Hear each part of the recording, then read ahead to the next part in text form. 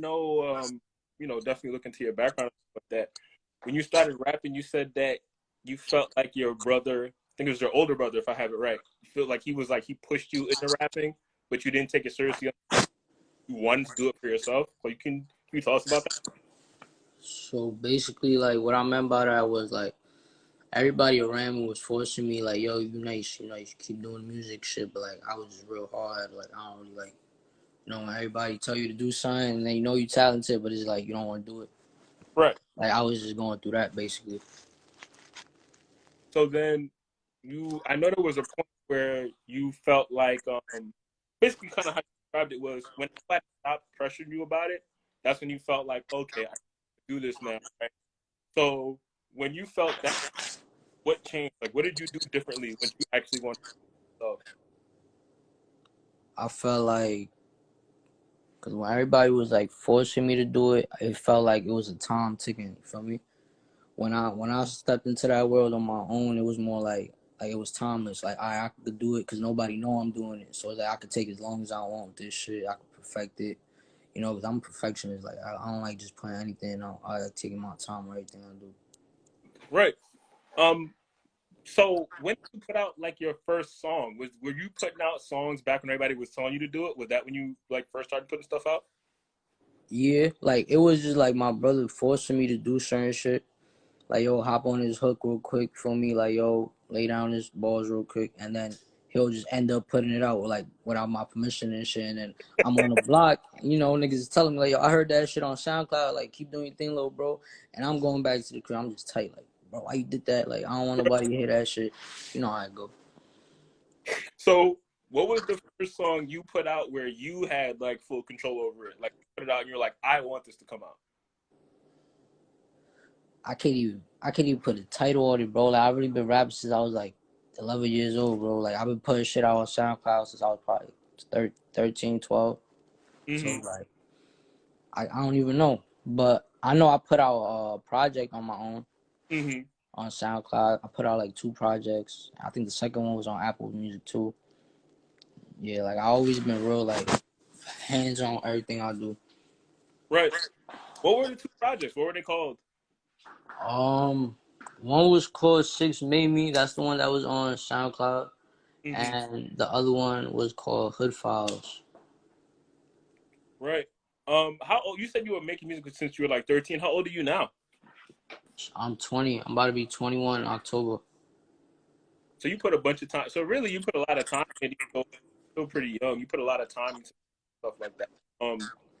Kind of what kept you in it? 'Cause I know a lot of times. I mean, I'm sure you know too. A lot of people start rapping as early as you did. Like turn like 15 and stop, never rap again. Like, so how did you how did you keep going and be like, I really want to keep doing this?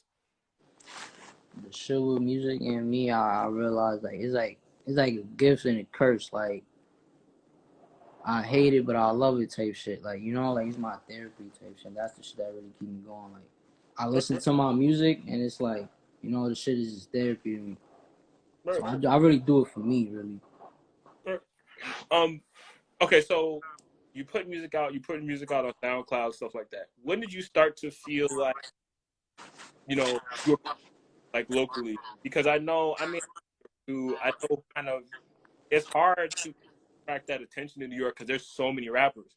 But when did you feel like, oh, know me now locally? Heartless has to, yeah, I gotta be Heartless. What was different then?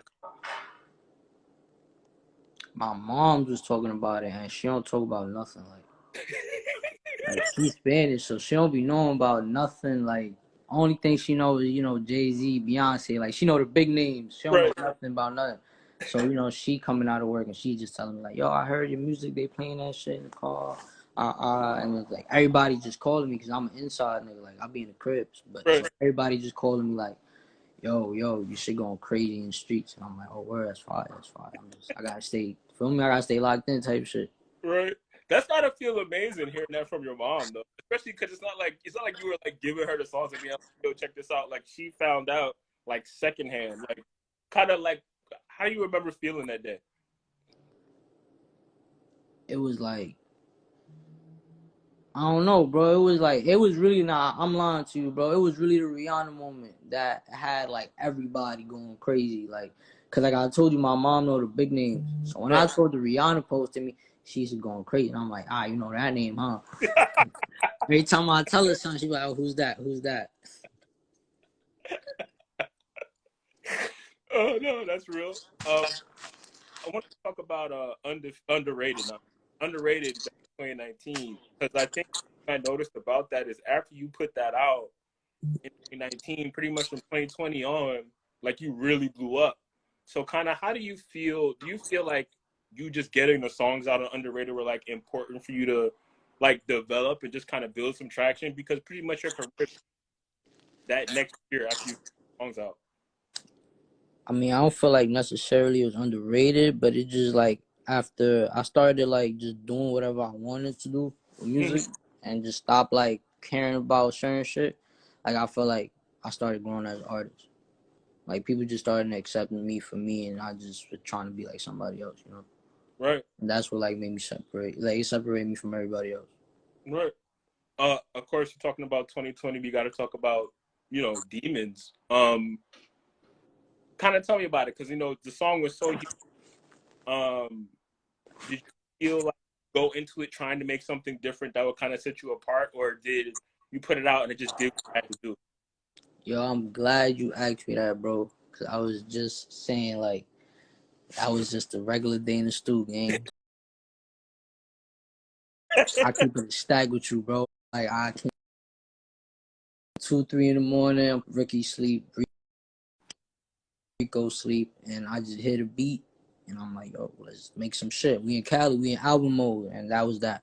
Like it was no big inspiration story behind it. It was just I was just talking my pain on the track, for real, for real. Right, right. No, that's crazy though because I think it's cool too that you told the truth about it because like sometimes rappers will have like these huge songs and be like, no, it was like a totally different night. Like I like everything I did was different. Like no, that was a regular day. I got ones that's like that. That feel me. That I got ones that I got stories about, but Demons was just feel me. It was just another pain song. I was just talking about shit. Right. So you put out Demons. You have this now. You have like this big song. Kind of what at that point? Like kind of what's changing around you? Kind of how are people started acting differently around you now because you're starting to get like the name recognition. But what's changing in general for you? Like kind of, I'm sure the label started to come around then too. For what song? For Demons. Nah, I was already signed when Demons we put out Demons. Oh wow, when did you sign? I signed 2020 August September. Uh huh.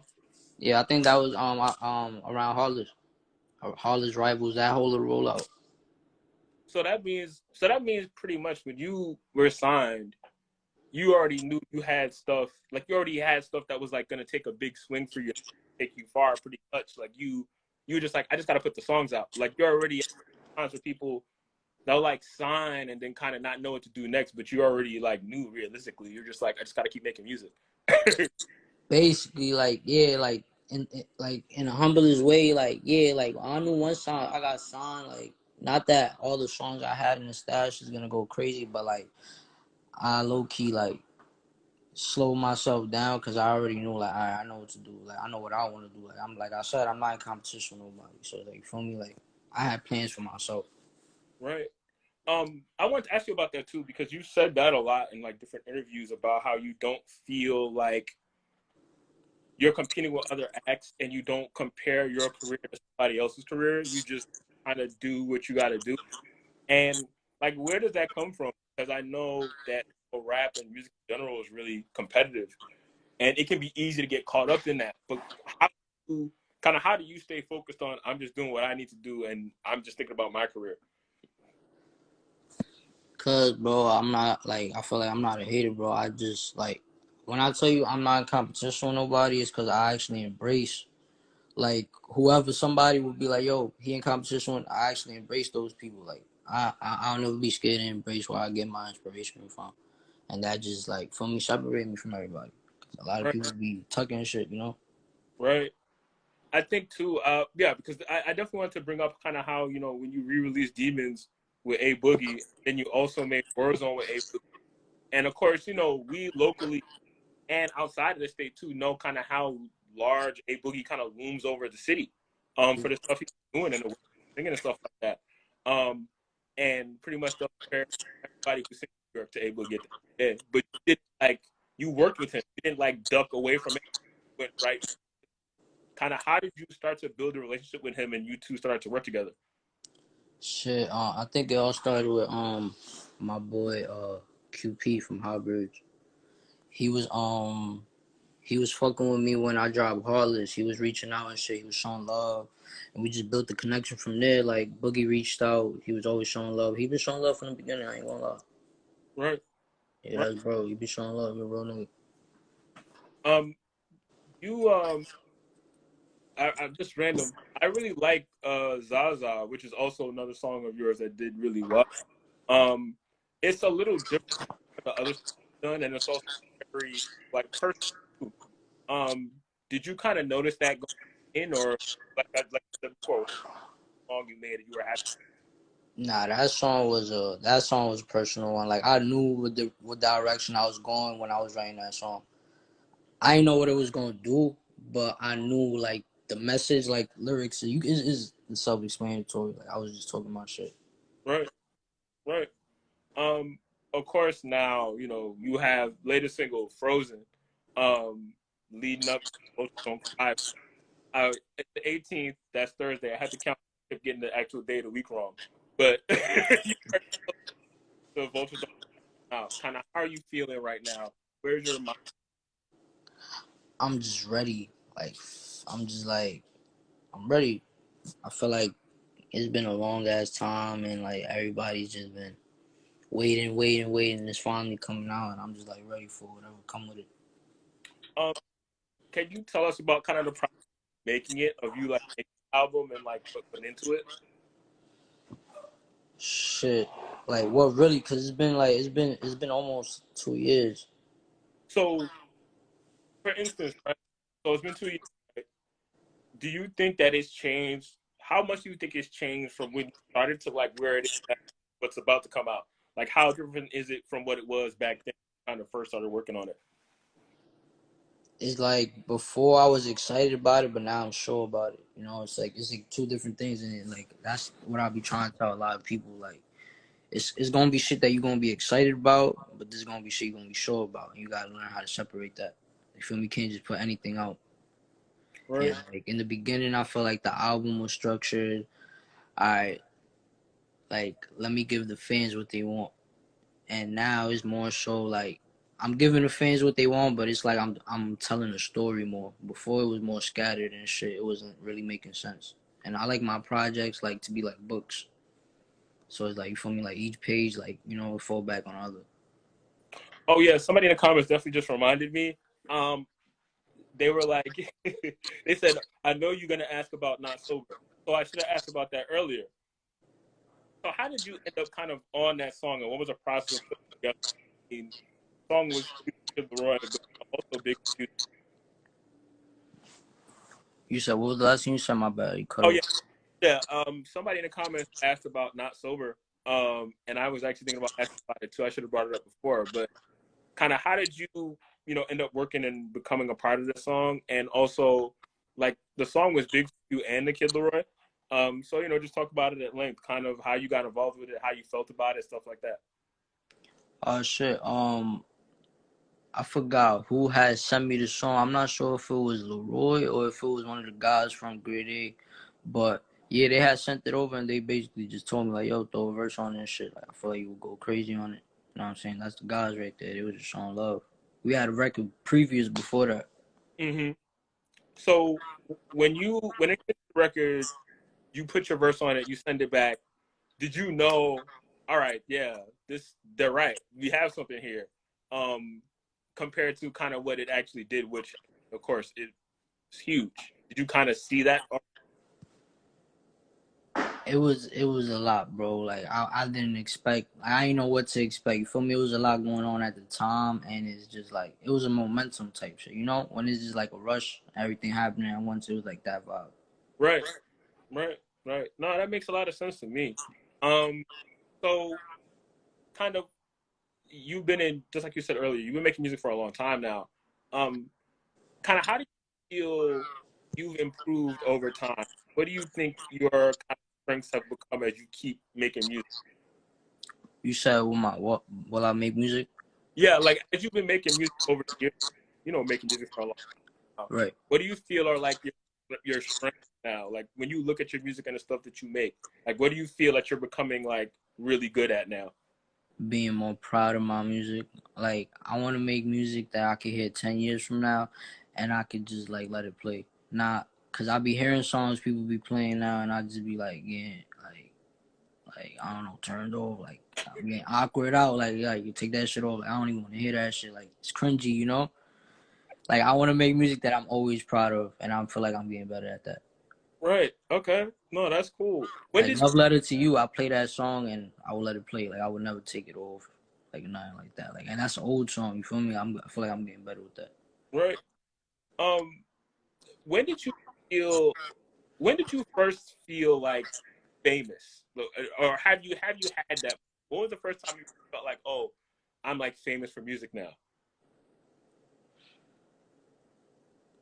I don't know, bro, cause like it was probably like a personal moment, not really like of a public moment. Cause like I said, like I'm more of an inside person. Like I don't really be outside like that. I Uh just huh.